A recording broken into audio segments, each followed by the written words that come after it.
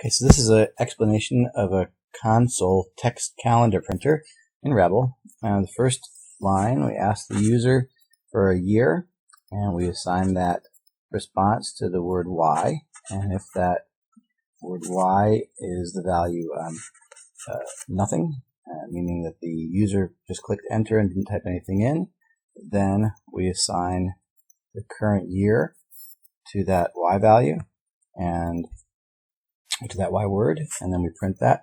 So first thing that's going to happen in this program is we're either going to see the year that was typed in by the user or the current year will be printed. And then we go through this loop. We're going to go through every month in the system locale months block. And first thing we're going to do with that month is we're going to print it along with some carriage returns and a couple of spaces to sort of indent the month, and then a couple more carriage returns, and the next line will start with an empty, one single space. And we're going to go through each of the days in the system locale days block, and we're going to print the first two characters of each day along with the space. So what this is going to do is give us a little header with all of the days, and each of those days will take up 3 characters. So you'll have MO and then a space, and then TU and then a space, and WE and a space, and so on, all the way through Sunday. So we'll have 7 header names of days, each taking up 3 spaces. Next thing we're going to do is print the very first day of the month under the correct header day. So the way this works is, first of all, we print a new line, and then what we're doing is rejoining the number 1 for the first day along with the current month and the current year, and we're converting that to a date data type.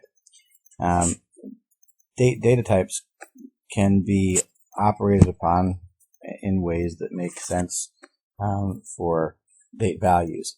So one of the things that we can do with a date data type is append this refinement of weekday. Here we've called that date data type F. Assign the word F to it, and what the weekday refinement does is it gives us the day of the week for any day that's a valid date format. So for example, if the day of the week is Monday, this weekday will it'll return a number 1. If it's Sunday, it'll return number 7, and so on for each of the days in between.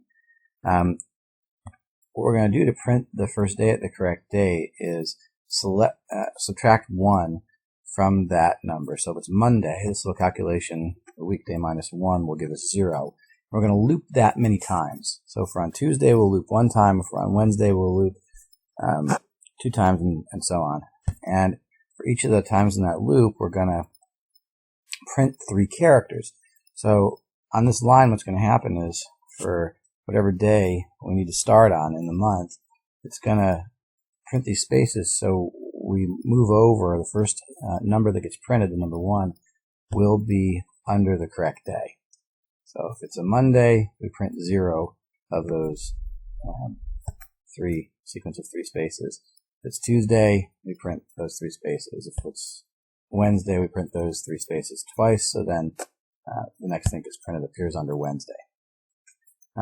After that, all we do is go through each of the days in the month. So we use this little repeat loop.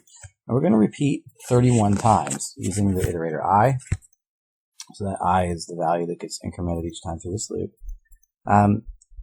And we don't need to worry about, in the loop, how many days there are in each month, because again, when we convert a date to a date data type, Rebol will error out if we try and convert, for example, if we try and make an 80th of December or a 30th of February. So this first thing we're going to do is wrap this toDate function in the temp block. So if we error out, so if we try to create a date that doesn't exist, that isn't a real date, it just won't do these things inside the loop.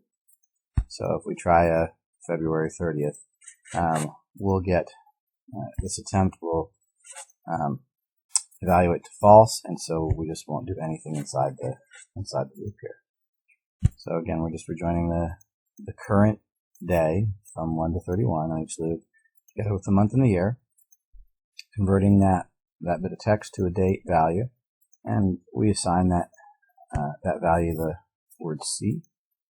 And now here what we're going to do is print the date, print the number, which is again I, along with a couple characters. So some of these numbers have one character and some of them are made up of two characters. And remember, we want each of these things to appear under the header, Monday, Tuesday, Wednesday, Thursday, each of which are 3 characters. So we need to join the number that we're printing together with either 2 spaces or 1 space, depending on the length of the date value. So, for example, we're printing a 9th. We'd want a 9 and 2 spaces. So if the length of that value that we're printing is 1 space, we add 2 spaces to it. Otherwise, we just add 1 space. So the number 12 would get 1 space. Letter 1 would get 2 spaces. So that prints each of the next consecutive days under their appropriate day header. And when we get to the end of the week, every Sunday, where the weekday of that C value is 7, we just print a new line. So we go along until we get to the end of the line.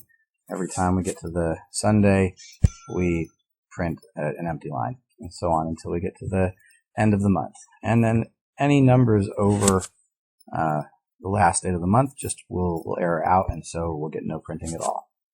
And that's it. At the very end, we print a new line and halt the program. And that does it. That should give you a little bit of idea about how to work with data types and how to do some console printing operations.